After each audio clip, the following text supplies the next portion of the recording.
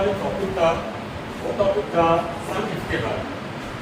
जैसे सब जानते हैं कि सम का मतलब होता है जोड़। जब भी हमें एक्सेल में किसी भी वैल्यू को जोड़ना होता है तो हम वहाँ पर यूज करते हैं सम का।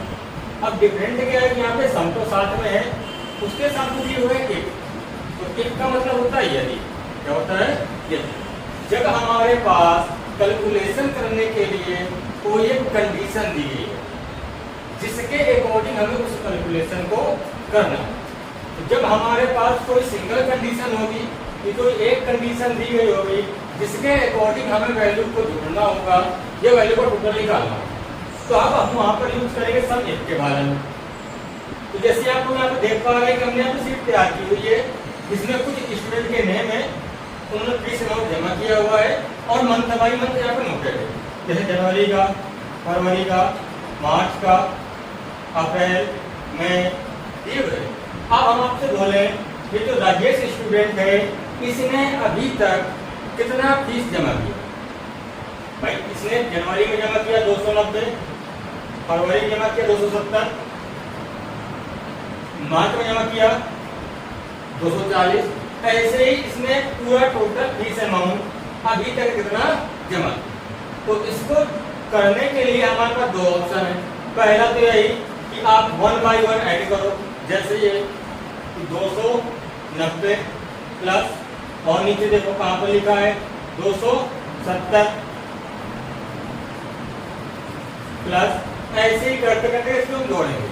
तो यहाँ पर प्रॉब्लम ये आएगी कि टाइम ज़्यादा लगेगा, और दूसरी चीज इन केस यदि हमें यहाँ पर कोई चेंजमेंट करना पड़ा वैल्यू में, तो जो हमारा टोटल है वो वैसे का वैसा रहेगा, उसमें कोई चेंजमेंट नहीं। अब इसी सब कैलकुलेशन को करेंगे सम इफ के द्वारा, और कैसे करेंगे देखते हैं। तो सबसे पहले टाइप करना है इक्वल, क्योंकि सब जानते हैं कि एक्सेल में किसी भी फार्मूले की शुरुआत इक्वल से की जाती है। तो हमने लिखा इक्वल, इक्वल लिखने के बाद टाइप किया आपका फार्मूला इक्वल सम इफ, और ओपन ब्रैकेट में यहाँ पर स्टार्ट किया। तो सबसे पूछ रहा है पहले रेंज। रेंज का मतलब है कि जो आपकी कंडीशन है, जो आपकी शर्त है, वो कहाँ पर लिखी हुई है। तो शुरुआत से लेकर अंत तक जितने भी नेम होंगे वो सभी आपको कर लेने हैं सिलेक्ट।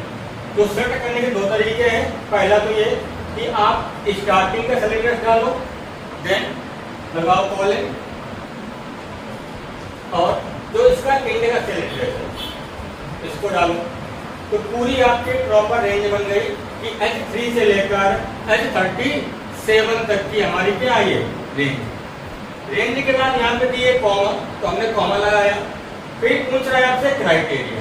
क्राइटेरिया का मतलब है आपका सब्जेक्ट, कि आपको किसको ध्यान में रखते हुए टोटल करना है, वही आपका कहलाएगा क्राइटेरिया, वही कहलाएगी आपकी कंडीशन। तो क्राइटेरिया के लिए या तो आप यहाँ से नेम को टाइप कर दीजिए एज इट इज जैसे लिखा हुआ है। यदि नेम को टाइप करेंगे तो उसे टाइप करेंगे डबल इन्वर्टेड कॉमा के अंदर। हमने यहाँ पे लिखा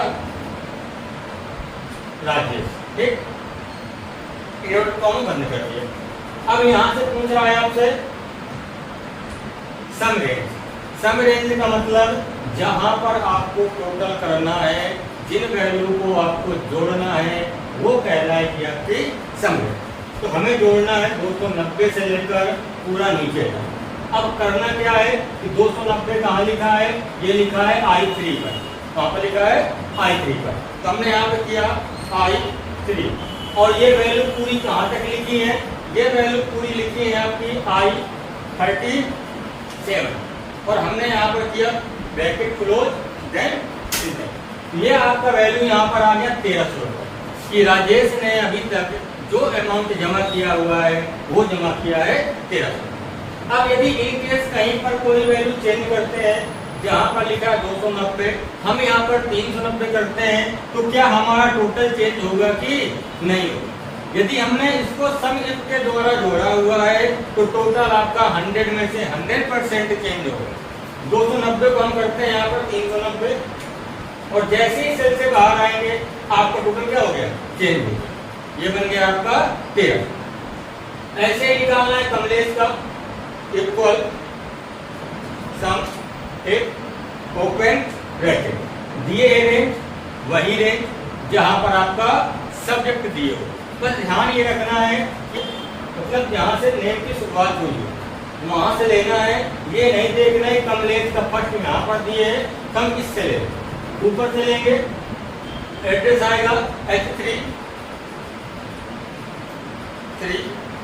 कॉलेज H37 कॉमन। फिर पूछ रहा है क्राइटेरिया, जैसे हमने पहले वाले में बताया था कि आपको किसको ध्यान में रखकर टोटल करना है, वो कहलाएगा आपका क्राइटेरिया। तो पहले वाले में हमने लिया था नेम, अब हम यहाँ पर लेंगे सेल एड्रेस। जहां भी कमलेश लिखा है आप इनमें से किसी का भी सेल एड्रेस ले सकते हैं। तो जो इसका सेल एड्रेस होगा वो होगा आपका H4, हमने लिखा H4, ये आपका आ गया क्राइटेरिया।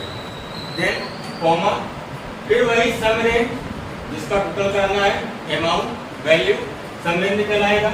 डाल लेंगे सेल एड्रेस I3 से I37, ब्रैकेट क्लोज किया एंड एंटर किया, क्या आ गया, कॉमा लगा हुआ इसको हटा दिया। यहाँ पर क्या है 1407 कि कमलेश ने अभी तक जो अमाउंट जमा किया है वो जमा किया है 1407। अब यदि आप यहाँ पर कोई वैल्यू चेंज करेंगे तो क्या वैल्यू वहाँ पर चेंज होगी, बिल्कुल चेंज होगी, वैल्यू क्या होगी, चेंज होगी। यदि आप यहाँ पर नेम चेंज करते हैं तो क्या वैल्यू चेंज होगी, बिल्कुल चेंज होगी। सम इफ में यही बेनिफिट है कि यदि आप एक बार सम इफ फार्मूले को यूज कर लेते हैं और उसको करने के बाद अपनी सीट पर कोई भी चेंजमेंट करते हैं तो पूरा का पूरा चेंजमेंट आपके टोटल पर पहुंच जाएगा। आपको बार बार टोटल नहीं करना पड़ेगा कि जैसे हमने भी यहाँ पर कमलेश किया था, राजेश किया था, टोटल क्या हो गया, चेंज।